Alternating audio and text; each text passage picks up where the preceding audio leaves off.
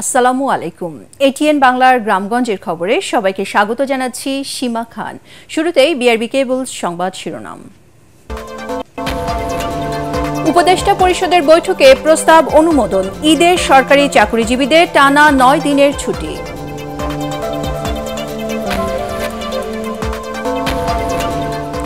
পবিত্র ঈদ উল ফিতরকে সামনে রেখে জমজমাট নারায়ণগঞ্জের ঐতিহ্যবাহী জামদানি পল্লী, শত কোটি টাকা বেচা বিক্রির আশা বিক্রেতাদের।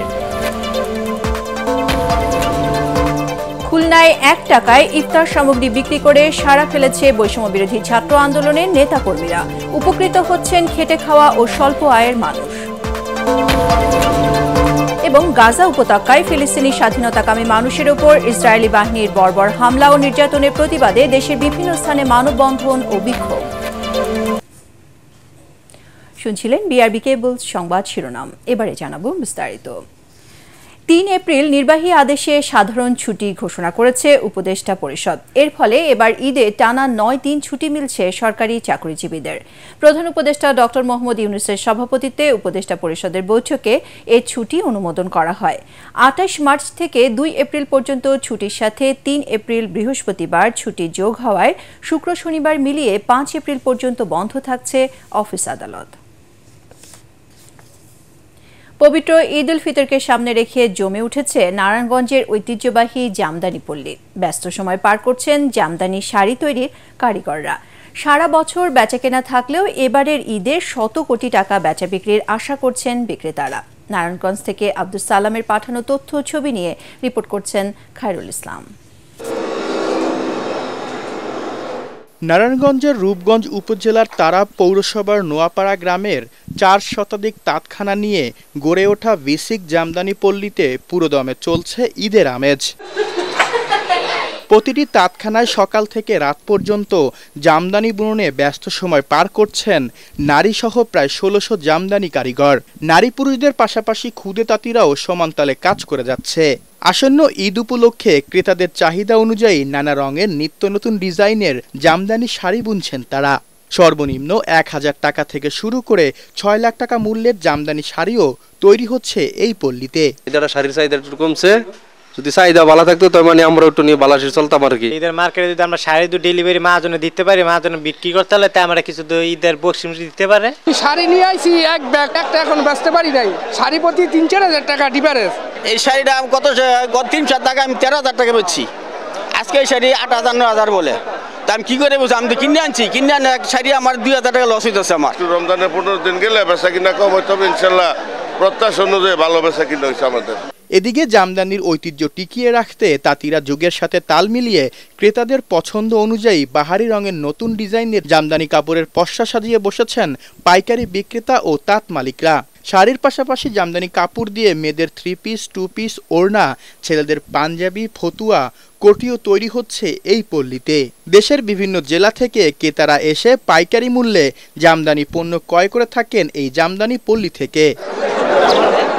সারা বছর বেচাকেনা থাকলেও পবিত্র ঈদ উল ফিতরকে সামনে রেখে জমে উঠেছে ঐতিহ্যবাহী জামদানি পল্লী। রূপগঞ্জে ৪০০ বছর ধরে বংশ পরম্পরায় সমোপযোগী জামদানি কাপড় তৈরি করছেন এই তাঁত শিল্পীরা।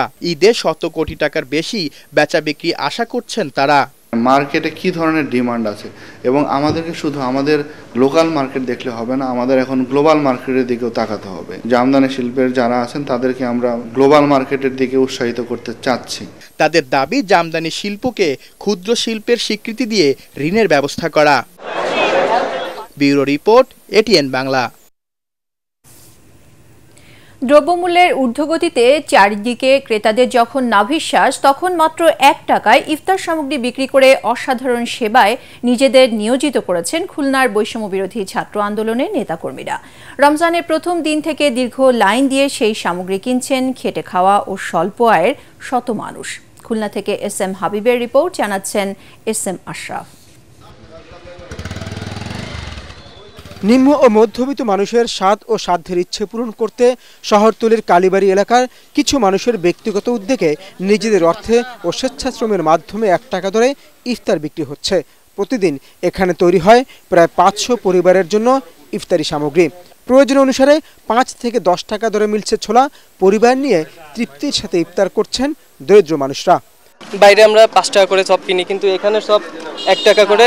আঙ্কেলরা সেবামূলক কাজ করে আসছে কয়েক বছর ধরে, আমি কয়েক বছর ধরে এখান থেকে নিয়ে আসছি। ধান চালায় গরিব মানুষ, আমার এখানে 1 টাকার ইফতারি আমরা নিচ্ছি, 8 জনে করব। আর বাইরে যদি আমরা এটা কিনতে যাই তাহলে আমাদের মোটামুটি 200 টাকার মতো খরচা যাবে। এই দুর্লভের বাজারে এরকম ভাবে দেওয়ার কারোর পক্ষে সম্ভব না। প্রতিদিন শত শত গরিব মানুষ এখান থেকে ইফতারি কিনে তারা ইফতারি কিনে নিয়ে খায়। বাজারে 8-5টা যে দোকানদারের যে মানে তৈরি হয় খাবারটা, আমরা তার থেকে সবসময় চেষ্টা করি আরো উন্নত করতে। আমাদের এখানে মানুষ এখন অনেক অসহায়ের ভিতরে আছে, এই চিন্তা ভাবনা করেই কিন্তু আমাদের এইগুলো করা। এটা হচ্ছে সম্প্রীতির দেশ এবং এখানে সবাই মিলে আমরা মিলেমিশে সবাই এই কাজটা করার জন্য আমরা খুব মনের দিক থেকে আনন্দ পাই। দ্রব্যমূল্য সাধারণ মানুষের ক্রয় ক্ষমতার মধ্যে আনতে খুলনার শিববাড়ি মোড়ে বৈষম্য বিরোধী আন্দোলনের ছাত্ররা বিনা লাভের দোকান চালু করেন। রমজানের সামগ্রী ও সবজি স্বল্প মূল্যে কিনতে পেরে আয়োজক ও ক্রেতা উভয়ই সন্তুষ্ট।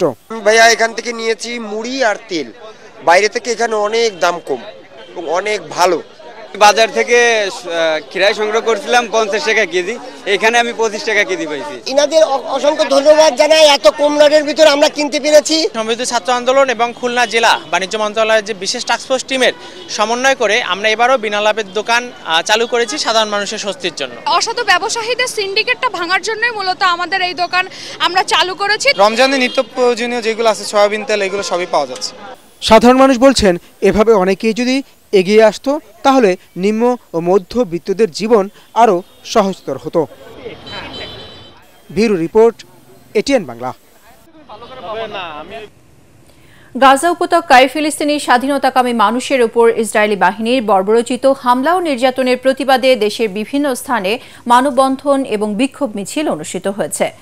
চাঁপাইনবাবগঞ্জের শিবগঞ্জে বিক্ষোভ মিছিল করেছেন ধর্মপ্রাণ মুসলমানরা। সকালে কানসার্ট বলাকা মার্কেট এলাকা থেকে সর্বস্তরে ধর্মপ্রাণ মুসলমানের ব্যানারে বিক্ষোভ মিছিল বের হয়ে বিভিন্ন সড়ক প্রদক্ষিণ করে একই স্থানে গিয়ে শেষ হয়। মিছিল শেষে সংক্ষিপ্ত সমাবেশে বক্তারা ফিলিস্তিনি মুসলমানদের উপর সন্ত্রাসী হামলা বন্ধে বিশ্ব নেতাদের হস্তক্ষেপ কামনা করেন। ইসরায়েলি গণহত্যার প্রতিবাদে যশোর বিজ্ঞান ও প্রযুক্তি বিশ্ববিদ্যালয়ে মানববন্ধন, বিক্ষোভ মিছিল ও সমাবেশ করেছেন শিক্ষার্থীরা।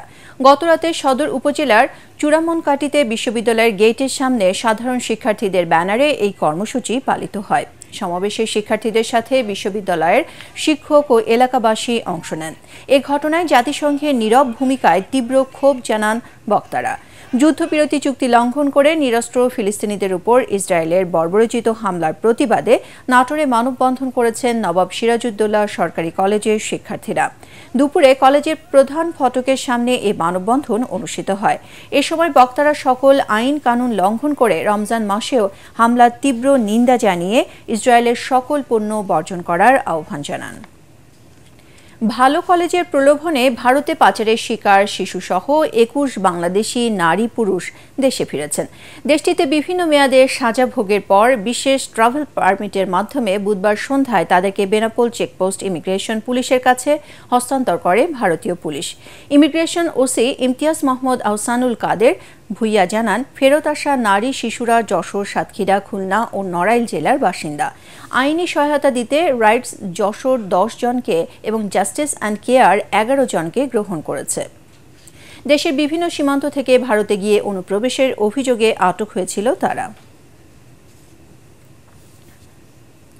মাদারীপুর সরকারি বহুতল ভবন নির্মাণে অনিয়ম, কাজ না করে অতিরিক্ত বিল উত্তোলন সহ নানা অভিযোগে গণপূর্ত অধিদপ্তরে অভিযান চালিয়েছে দুর্নীতি দমন কমিশন দুদক।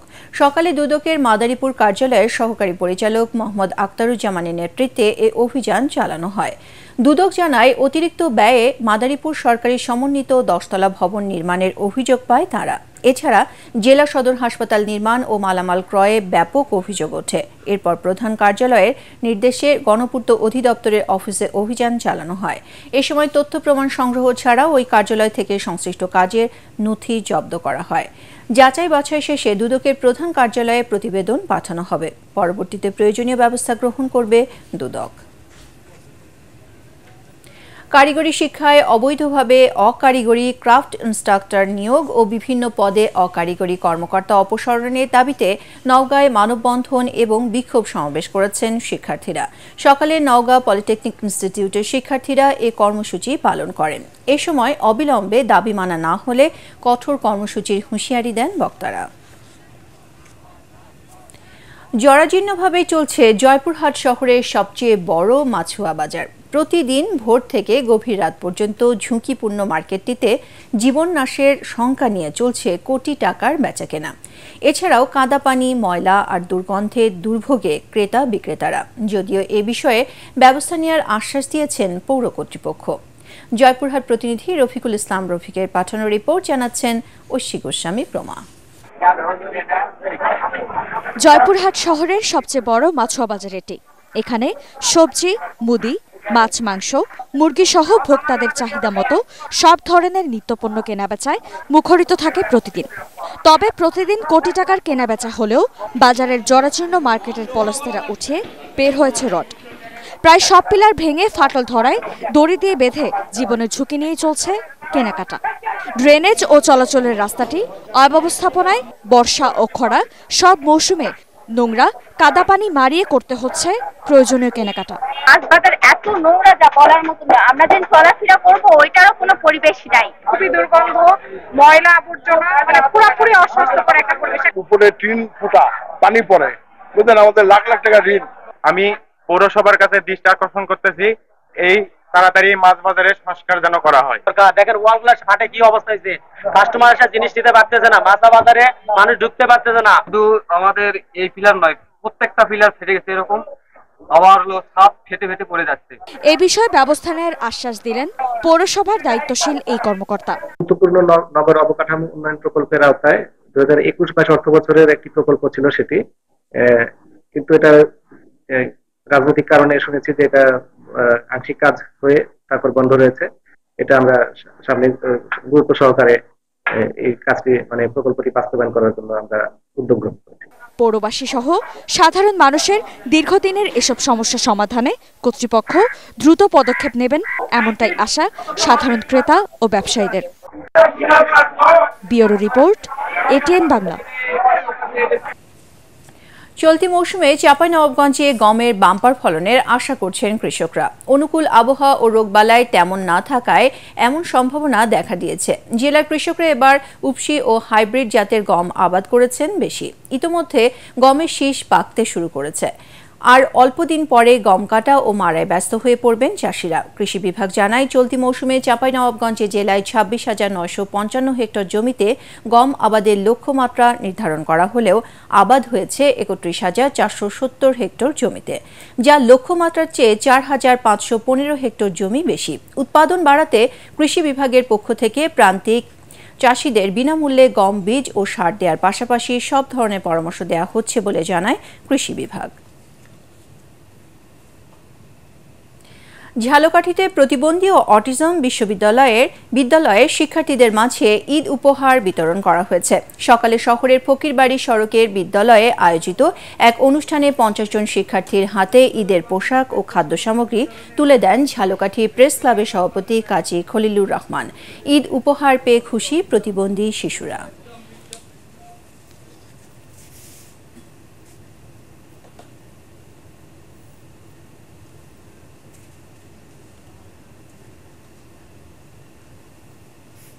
পরবর্তী সংবাদ দেখার আমন্ত্রণ জানিয়ে এখনকার মতো শেষ করছি। এটিএন বাংলা সংবাদ ইউটিউবে দেখতে ব্রাউজ করুন youtube/ATN বাংলা নিউজ। ধন্যবাদ সবাইকে।